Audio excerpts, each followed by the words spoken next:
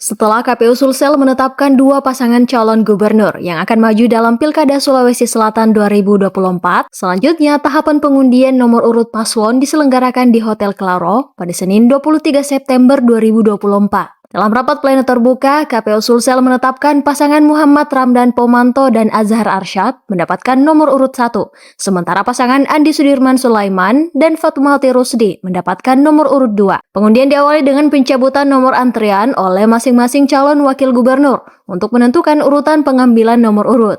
Azhar mendapatkan nomor 2, sedangkan Fatma nomor 7. Pengundian nomor urut ini dimeriahkan dengan sorakan antusias para pendukung. Ketua KPU Sulsel, Hasbullah, menanggapi antusiasme tersebut sebagai tanda persaudaraan antar pendukung paslon. Kuota terbatas serta pengamanan yang ketat membuat beberapa pendukung menunggu di luar tempat pengundian. Namun, antusiasme para tim pemenangan masing-masing paslon tetap menggelora.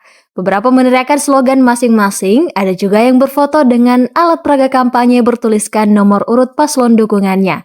Iva Syarahman, Andi Muhammad Syafrizal, Unhas TV.